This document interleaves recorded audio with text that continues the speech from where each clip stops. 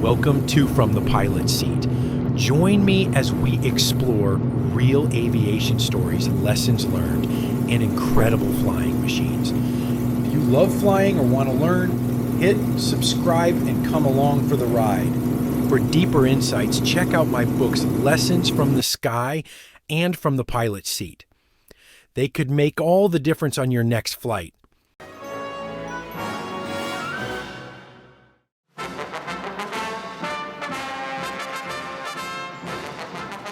Back in World War II, one of the toughest bombers around was the B-17 Flying Fortress.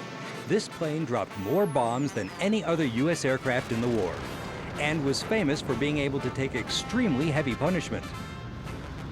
Well, the B-17 was a fine airplane to fly. It was very stable. It did what it was supposed to do. It suffered great damage when you get home. Like all B-17 pilots, Colonel Charles Cook from Lincoln, Nebraska was just as tough as his plane. On one mission, a submarine shot the windscreen out in front of me. It made for a rather cold mission. The average temperature was 56 below zero. And although we had electric flying suits and all that on, why, it was damn cold without the windscreen. But anyhow, we completed the mission. Charlie Cook was just 21 years old when he became a B-17 flight commander based at Bury St. Edmunds in southern England. On their first bombing raid over Germany, he and his crew only just made it back. During that mission, a piece of flak hit the tail. After we landed, the tail gunner got out of his position and looked at the airplane, and about 6 to 10 inches above his head, where there was supposed to be all that heavy metal up there, there wasn't any, and so he fainted. And when he woke up, he was paralyzed. He couldn't move. So somebody got a bright idea. They poured a fifth of scotch down him. And when he woke up from that, he moved very well indeed, and so he went back to flying. Charlie Cook reveals that Scotch whiskey was administered as compulsory medication after every bombing session. And then you went through the medical line, where you either drank about a third of a water glass full of scotch, or you had to sign a statement that says, "I refuse to drink the scotch." And then after that, you go to the debriefing room, where you tell the story of what happened, and then you get to go to dinner. But the third of a water glass full of scotch, by the time you got through the briefing, made you nice and warm and very pleased with life, and so it made dinner very well worthwhile.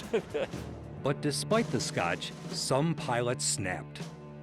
This one guy came in and sat at the table next to me, and the debriefer was really upset because he didn't fly a normal traffic pattern.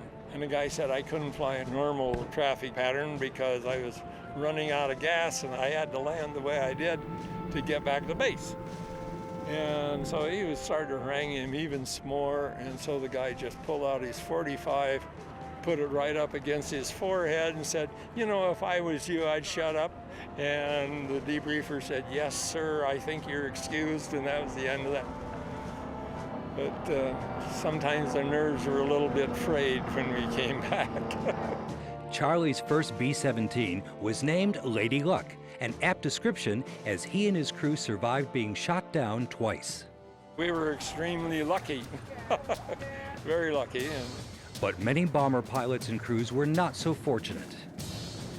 We went to a mission in Hamburg when we participated in the heaviest air battle of World War II.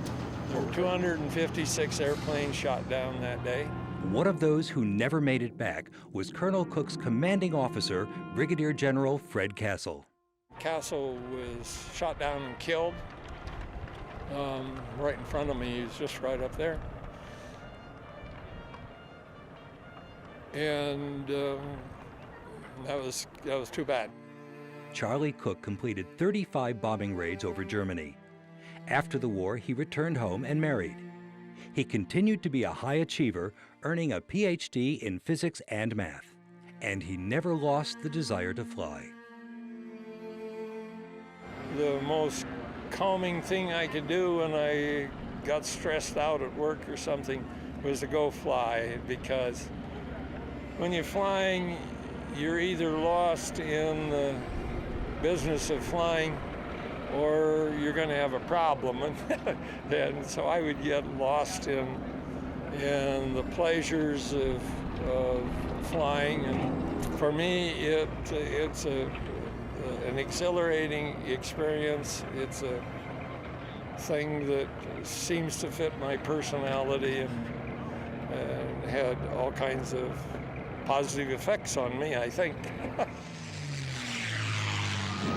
Thanks for watching. If you love flying or want to learn, hit subscribe and come along for the ride.